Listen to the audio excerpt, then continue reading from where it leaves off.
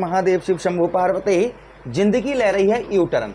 कैसा U turn ले रही है कि अभी तक लगभग एक ऐसा अशुभ योग आपके जीवन पर चल रहा था जिसके कारण आप पैर आगे बढ़ाना चाह रहे थे लेकिन जा पीछे रहे थे। कोशिश आप बहुत ज़्यादा कर रहे थे लेकिन बढ़ने की जगह आप पीछे नीचे सिकल रहे थे। ऐसा क्यों हो रहा था? क्या ऐसा अशुभ योग बना हुआ था? शायद आप हमारे थंबनेल को देखकर समझ गए होंगे कि सूर्यदेव भगवान और केतु महाराज का ग्रहण दोष आपके सबसे अशुभ भाव, आपके अष्टम भाव यानी कि मृत्यु स्थान, दैठ स्थान पर आपके ये योग बना हुआ था। और ये योग 17 सितंबर को ये योग समाप्त हो जाएगा। कहीं ना कहीं जीवन जो है ना, जिंदगी फिर से यू टर्न लेती हुई नजर आएगी और आप ऊपर बढ़ते हुए नजर आएंगे। क्या क्या प्रभाव सूर्यदेव भगवान का?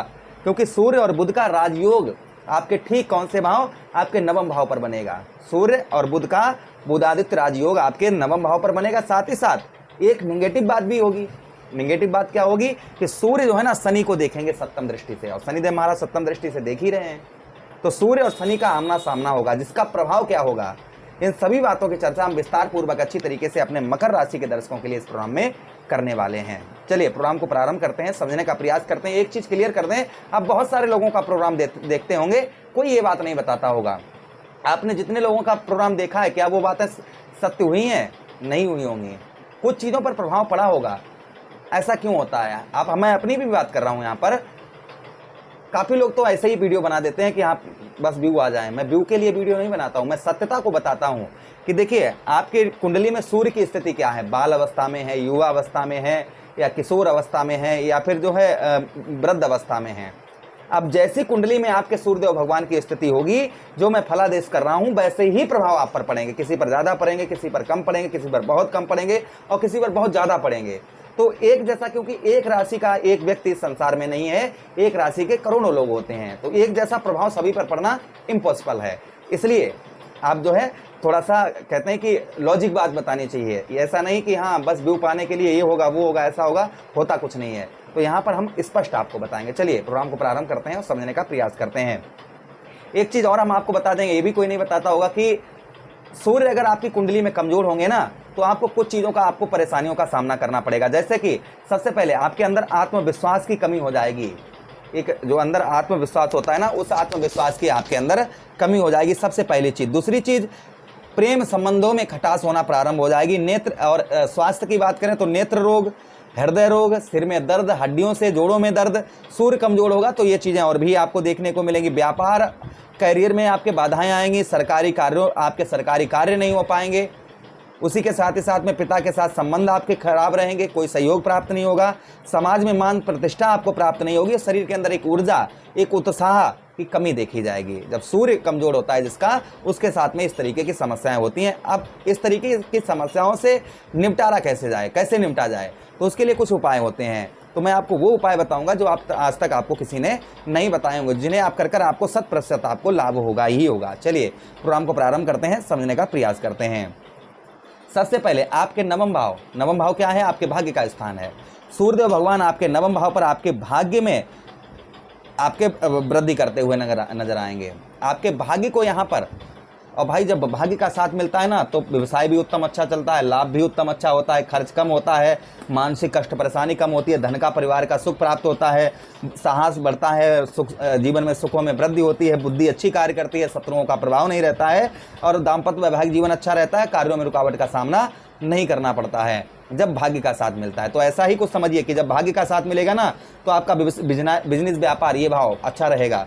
साथ ही साथ में लाभ भी कर पाएंगे आप, बचत भी कर पाएंगे, बचत का स्थान, खर्च कम होगा, खर्च का स्थान, मानसिक कष्ट परेशानी, शारीरिक कष्ट परेशानी, राहत मिलेगी, धन का प्रभाव अच्छा रहेगा, पराक्रम साहस आपका जागृत होगा, और साथ ही साथ सुखों का, ये भी सुख भी प्राप्त होंगे, और बुद्धि अच्छी कार्य करेगी, संतान का भी सुख प्राप्त होगा, शत्रुओं का प्रभाव कम रहेगा, कर्ज में भी राहत मिलेगी। साथ ही साथ दाम्पत्य वैवाहिक जीवन अच्छा रहेगा, और रुकावट का सामना, अष्टम भाव, ये भी ठीक हो जाएगा जब भाग्य का साथ मिलेगा। तो यहाँ पर आपके भाग्य में कुछ यहाँ पर सूर्यदेव भगवान आपके वृद्धि करते हुए नजर आएंगे। आपके भाग्य को यहाँ पर सूर्यदेव भगवान आपके बढ़ाते हुए नजर आएंगे, और भाग्य का साथ मिलेगा तो ये चीज़ें आपकी कम होती हुई नजर आएंगी। अच्छा, उसी के साथ ही साथ में भाई आपके पवित्र स्थान जो आप ये देख रहे हैं ना, सूर्य और बुध लिखा हुआ, ये आपका पवित्र, कुंडली में सबसे पवित्र स्थान है, आपके भाग्य का है, और साथ ही साथ धार्मिक कार्यों से जुड़ा हुआ स्थान है। धार्मिक कार्यों में आपकी रुचि बढ़ती हुई नजर आएगी।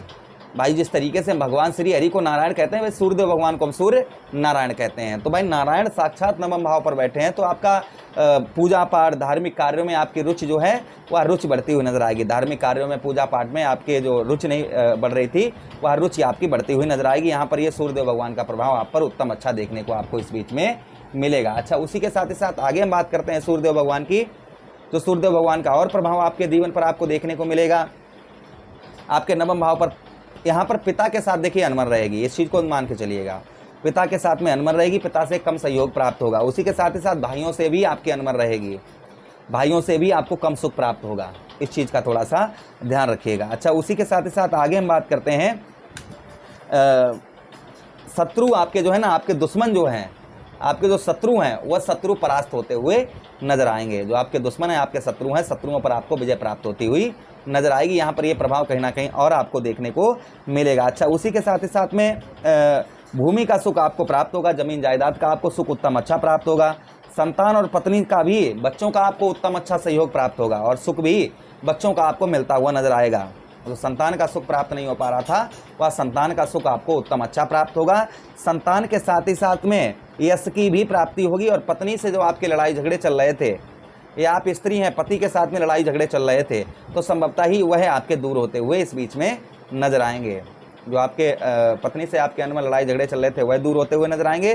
साथ ही साथ अगर आप स्त्री हैं, तो पति से आपके जो बात विवाद लड़ाई झगड़े चल रहे थे, संभवतः ही वह आपके दूर होते हुए नजर आएंगे। अगर आप अपने जन्म स्थान से बाहर रहते हैं, या फॉरेन में रहते हैं, या घर से आप कहीं जन्म स्थान से अपने दूर रहते हैं, तो यहाँ पर आपका ऐश्वर्य लगभग 1 महीना, 17 सितंबर के बाद 1 महीना आपका जीवन जो रहेगा ऐश्वर्यशील रहेगा, ऐशो आराम करने वाला। अच्छा, उसी के साथ ही साथ में अगर आप वृद्ध हैं, बूढ़े हैं, 50 से उम्र ज़्यादा है, तो यहाँ पर आपको उत्तम अच्छे सुख भी प्राप्त होते हुए नजर आएंगे और मान सम्मान की भी प्राप्ति अच्छी होती हुई नजर आएगी। यहाँ पर ये प्रभाव सूर्यदेव भगवान का देखने को मिलेगा। यहाँ से आपके ठीक कौन से भाव, तृतीय भाव को देखेंगे, जिससे आपके अंदर कुछ पराक्रम और साहस की कमी देखी जाएगी। कुछ आपका साहस और पराक्रम कम देखा जाएगा। उसी के साथ ही साथ वाणी से आप लोगों को लुभाते हुए नजर आएंगे, ये उत्तम अच्छा रहेगा। कर्म का फल, मेहनत का फल आपको जल्दी प्राप्त होगा, ये शुभ रहेगा यहाँ पर। किंतु आप इंटरनेट संचार माध्यम पर कार्य करते हैं, तो थोड़ा सा इस महीने आपका सूर्य जो है ना, आपके तृतीय भाव पर देख रहे हैं, शनि को देख रहे हैं, तो इसलिए आप संचार माध्यम या इंटरनेट वगैरह पर काम करते हैं, तो आपका थोड़ा सा कम चलता हुआ नजर आएगा। तो ये सूर्यदेव भगवान का प्रभाव लगभग हमारे मकर राशि के दर्शकों के ऊपर देखने को मिलेगा।